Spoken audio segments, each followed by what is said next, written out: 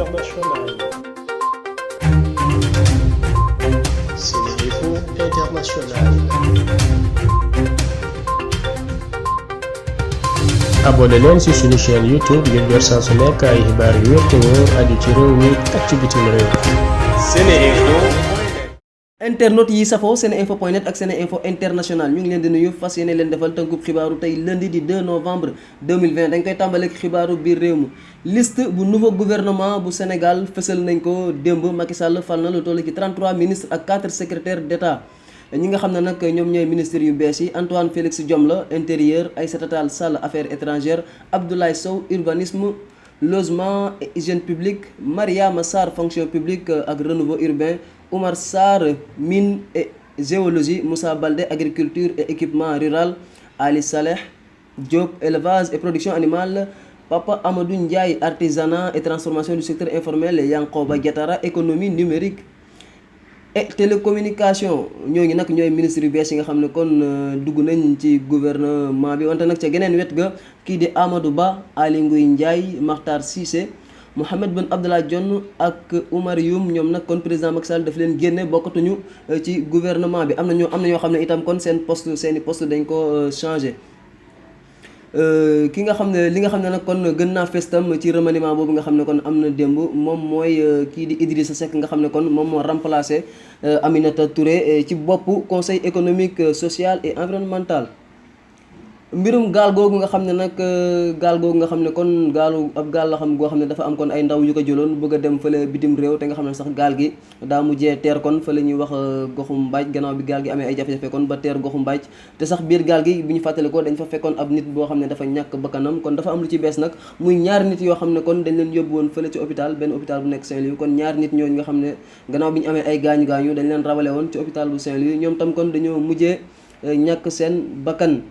gaal gi nag bi ñu defee ab enquête xamoon nañ ne sax gaal gi kon Mbour gaal gi fële ca Mbour la bàyyee ko woon wante nag ba fi mu nekk nii xamaguñu sax ñaata nit kon ñoom ñoo réer. xibaaru Afrique nag kii di président bu Burkina Faso di Roch Marc Christian Kaboré moom nag dafa amal ab hommage boo xam ne kon daf ko jagleel kii di professeur Iba Der Thiam nga xam ne kon mu ngi génn àdduna samedi te sax ñu denc ko fële ca sëgu jullit bu Yoff. moom nag président Burkina Faso di Roch Marc Christian Kaboré nee na kii di Iba Der Thiam nga xam ne moo fi bàyyeekoo kon nekkoon na ab historien kon nekkit panafricain waaye it nekkoon na ab syndicaliste nekk homme politique nekkoon fi tam parlementaire di député. nee na moom nag indi na lu am solo ab contribution boo xam ne kon bu am solo la ci lii di édification démocratie maanaam nee na daal comme ci taxawal démocratie Afrique. nee na kii di Iba Der Thiam kon def na ci lu am solo ci taxaw boo xam ne kon taxawal nañ ko démocratie ci fii ci Sénégal wante itam ci Afrique. gannaaw bi nga xamee ne nag fi mu nekk nii nemmeeku nañ ab tekkaaral fële ca Mali bu ñu ca Guinée sax laay wax ca Guinée Conakry bu ñu mayul nag kon suba daal ci mardi bi dina am ay yëngu-yëngu ndax ki nga xam ne sax moom mooy Cellou Dalein Diallo nga xam ne moom moo nekkoon principal opposant bu Alpha Condé ci élection présidentielle bi. xam ngeen ne moom dafa jàpp ne moom moo gagné lii di élection présidentielle bi ba tax sax nee na ñii di population ba daal kon nañu génn manifester suba nañu génn manifester ngir daal kon xool. Pour défendre li nga xam ne kon mooy seen victoire. moom nee na kon moom moo gagné kon daal population bi nañ génn défendre lii di victoire boobu. wante nag Alpha Condé nag li ni mel yéy na si yàbbi àdduna si kon sax nee na fi mu nekk nii daal du ñu permettre benn nit kon muy génn daal di def ay trouble ak yu demee noonu. kon nag Alpha Condé mu ngi artu population Guinée nee na daal fi mu nekk nii du ñu nangu kenn di génn di manifester te sax loolu bu amee yoon dina jóg daal ngir def liggéeyam. xibaaru international nag di àdduna démb ci dimanche bi nag ab manifestation bu mag moo am fële ca États-Unis ci kanamu consulat France bi nga xam ne kon mu ngi nekk fële ca New York ci buntu consulat France bu New York daal kon ab manifestation moo fa amal. manifestation bi nag ki ko initié moom mooy imam Mohamed Sakho nga xam ne moom sax Sénégal la fekk mbaax. moom mooy directeur bu Islamic Cultural Foundation of America di ICFA. moom nag moom nag imam Mohamed Sakho nee na mënuñu nangu li nga xam ne moom mooy journal Charlie Hebdo nga xam ne sax mos nañ ko fi tëj kon ci bu ñu xoolee ay jamono ci ginnaaw lii di magazine Charlie Hebdo mos nañ ko fi tëj ndax ab caricature boo xam ne kon dañ ko defoon jëmale ko ci kii di président bi fi nekkoon président France di Charles de Gaulle. gannaaw bi nga xamee ne kon journal Charlie Hebdo dafa defoon ab caricature jëmale ko ci De Gaulle général De Gaulle journal ba dañ ko tëjoon moom nag nee na kon mënuñu nangu kon Charlie Hebdo ñu tëjoon ko ndax loolu ba pare kon ñuy permettre nee na loolu mënul am ba pare kon ñuy nangu lii di journal Charlie Hebdo jóg di caricaturer nit ku toll ni Seydina Mohamed nga xam ne sax fi mu nekk nii ci àdduna ñu ngi xayma lu toll ci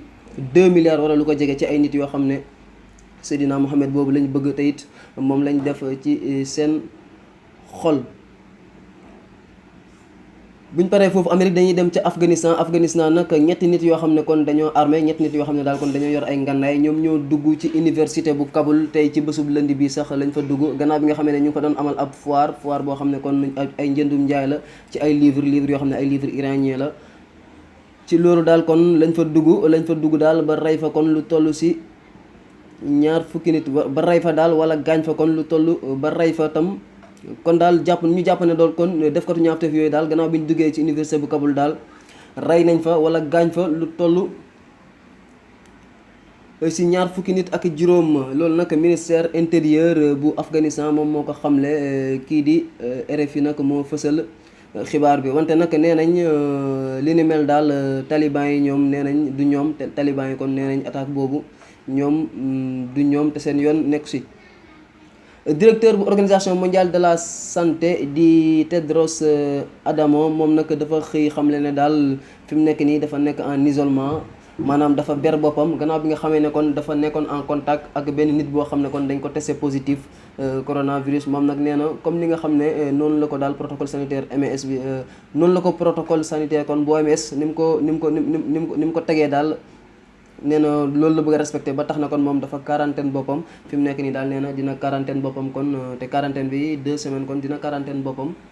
lu toll si ñaari ay bés donte sax moom présenté wul ay symptômes nee na moom daal dara jotu ko mu ngi liggéeyam waaye dina quarantaine boppam pour toog ci këram liggéey kon ba ñaari semaines yooyu weesu mu doog a kon génnaat lii leen indiloon tey ci ay xibaar rafetlu seen teewlu den jox daje ëllëg.